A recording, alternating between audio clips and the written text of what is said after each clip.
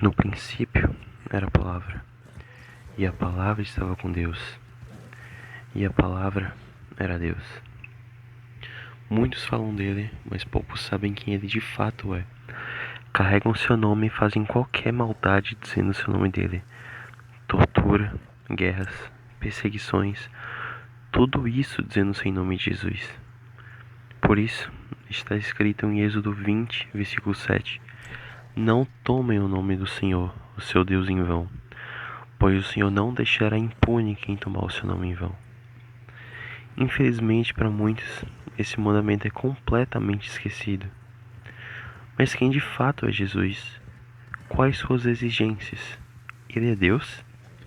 Calma, calma. É muita pergunta, eu sei. Mas vamos ser pacientes. E eu vou tentar responder todas essas perguntas nesse vídeo. Eu sou o Nando SKZ e sejam bem-vindos a mais um vídeo. Desde a queda do homem, Deus prometeu que enviaria um Salvador, o qual pisaria a cabeça da serpente. Gênesis 3, versículo 15. Porém, inimizade entre você e a mulher, entre a sua descendência e a descendência dela, que ferirá sua cabeça e você lhe ferirá o calcanhar.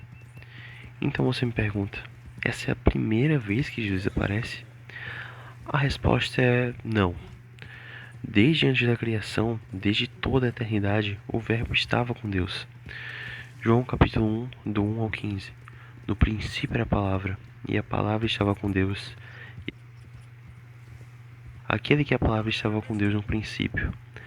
Todas as coisas foram feitas por intermédio dele. Sem ele, nada do que existe teria sido feito.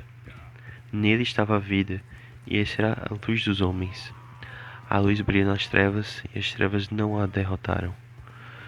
Ele veio ao mundo não somente para ser um professor de moral, como muitos céticos afirmam, mas para nos salvar do pecado, nos libertar das garras do pecado.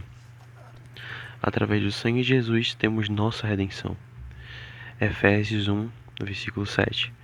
Nele temos a redenção por meio de seu sangue, o perdão das transgressões, de acordo com as riquezas da sua graça.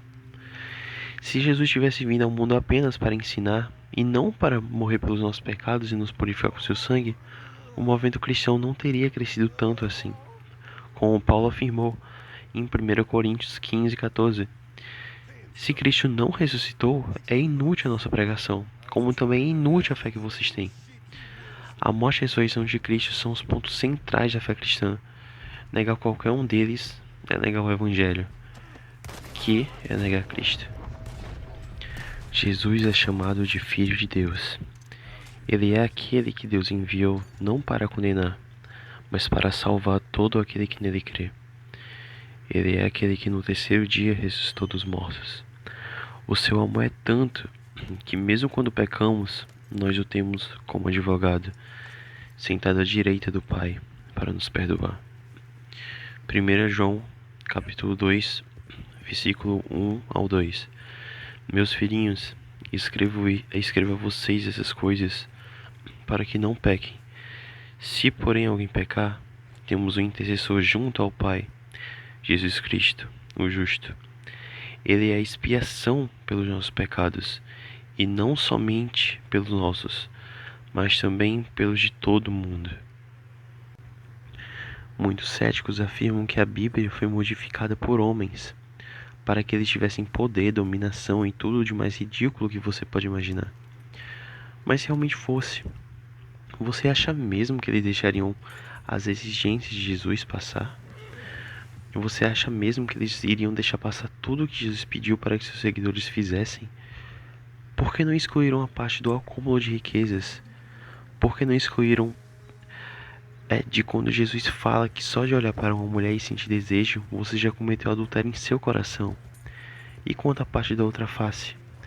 Eu tenho certeza que esses homens que só querem poder não deixariam tais exigências nas escrituras. Quanto aos céticos que dizem que as palavras que Paulo usou em 1 Coríntios, capítulo 6, versículo 9, foram modificadas, não seria mais fácil ter colocado tais palavras na boca de Jesus? Afinal, quem é Paulo perto da cabeça do cristianismo? E os próprios apóstolos e seguidores de Jesus diferenciavam suas palavras das de Jesus. Se eles realmente quisessem enganar alguém, teriam feito as suas palavras a de Jesus Cristo. Depois de todas essas coisas que eu te falei, eu te pergunto: Jesus é, de fato, Deus? Quem é Jesus? Um professor de moral? Jesus foi sem dúvida um dos maiores gênios. Seus ensinamentos são a base da moralidade, desde amar o próximo como a ti mesmo até da outra face. Mas entre todos esses ensinamentos maravilhosos, Jesus se declarou ser Deus. João, capítulo 10, versículo 30. Eu e o Pai somos um. João, capítulo 8, verso 26 verso 56 ao 59. Abraão, pai de vocês, regozijou-se, porque veria o meu dia. Ele o viu e alegrou-se. Disseram-lhe os judeus: Você ainda não tem nem 50 anos e viu Abraão? Respondeu Jesus: Eu lhes afirmo que antes de Abraão nascer, eu sou. Então eles apanharam pedras para apedrejá-lo. Mas Jesus escondeu-se e saiu do templo. João capítulo 10, versículo 33. E os judeus responderam: Não queremos apedrejar você por nenhuma obra, mas por blasfêmia, pois você, embora seja homem, se apresenta como se fosse Deus. Marcos capítulo 14, versículos 61 e 64. Você é o Cristo, o Filho de Deus bendito? Sou, disse Jesus. E vereis o Filho do Homem sentado à direita do Poderoso, vindo com as nuvens do céu. O sumo sacerdote, rasgando suas próprias vestes, perguntou: Por que precisamos de mais testemunhas? Vocês ouviram a blasfêmia. O que acham? Todos o julgaram digno de morte. Essa expressão foi uma referência à visão do Antigo Testamento que o profeta Daniel teve do fim dos tempos. O Messias, filho do homem, virá à terra para julgar o mundo com a autoridade que lhe foi concedida por Deus Pai. E todas as pessoas do mundo o adorarão. Naturalmente, ninguém deve ser adorado senão o próprio Deus. Contudo, aqui estava Cristo afirmando-se aquele que julgaria o mundo e receberia a adoração de seus habitantes. Ele estava afirmando-se Deus, e todo mundo sabia disso. Bom, se Jesus foi um professor de moral, suas declarações são verdadeiras. E se suas declarações são verdadeiras, ele afirmou-se Deus. Logo, Jesus é Deus. Ah, mas Jesus foi um mentiroso. Bom, se ele foi um mentiroso, logo, não tem como ele ter sido um professor de moral. Jesus ser um mentiroso é impossível, pois ele vivia e ensinava no mais elevado padrão de ética, e é improvável que ele tivesse entregado sua vida a não ser que realmente achasse que estivesse dizendo a verdade. Ah, mas Jesus foi um lunático.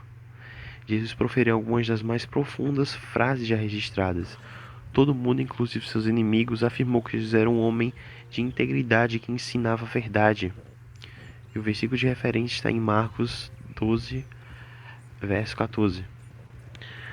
Jesus é Deus. O Filho de Deus morreu pelos nossos pecados, nos purificou com seu sangue e ressuscitou dos mortos. Através dele temos paz com Deus. Se pecarmos, ele é fiel e justo para nos perdoar.